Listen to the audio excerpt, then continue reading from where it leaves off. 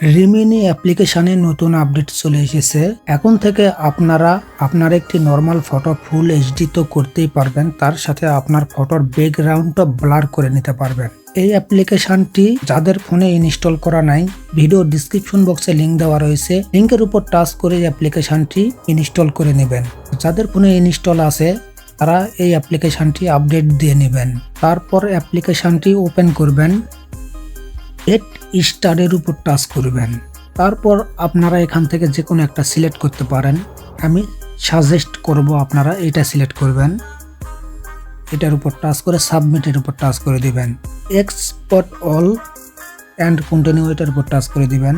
এখানে দেখতে পাবেন এইটার উপর 2-3টা টাচ করে দিবেন।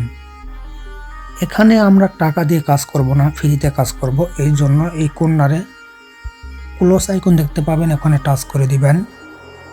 তারপর এখানে দেখতে পাবেন গিভ অ্যাক্সেস, এখানে একটি টাচ করবেন। এখানে টাচ করার পর পারমিশনগুলি অ্যালাউ করে দিবেন। আপনি যদি মেয়ে হন ফিমেল দিবেন, আর ছেলে হলে মেল দিবেন। তারপর আপনাদের সামনে এখানে গ্যালারি শো করবে। যেই ফটোটা এডিট করতে চাচ্ছেন সেই ফটোটা সিলেক্ট করে নেবেন। আমি একটি ফটো সিলেক্ট করেছি। ওকে, আমি একটি ফটো সিলেক্ট করলাম। তারপর এখানে দেখতে পাবেন ইনহ্যান্সি, এটার উপর টাচ করে দিবেন। এখানে একটি অ্যাড আসতে পারে, অ্যাডটি দেখতে হবে। অ্যাড নাও আসতে পারে, একটু ওয়েট করতে হবে আমাদেরকে। দেখেন এপার হচ্ছে বিফোর আর এপার হচ্ছে আফটার।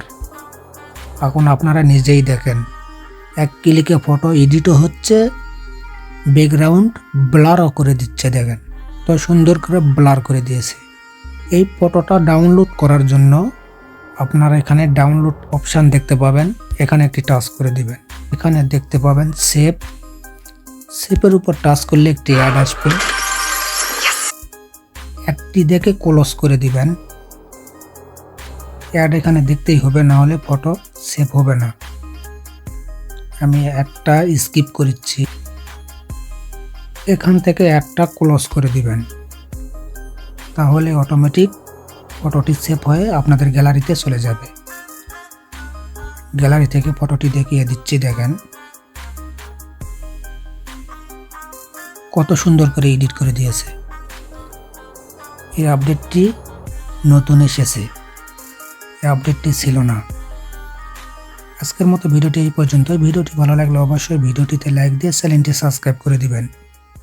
আবার নতুন কোনো ভিডিওতে দেখা হবে। সবাই ভালো থাকবেন, সুস্থ থাকবেন।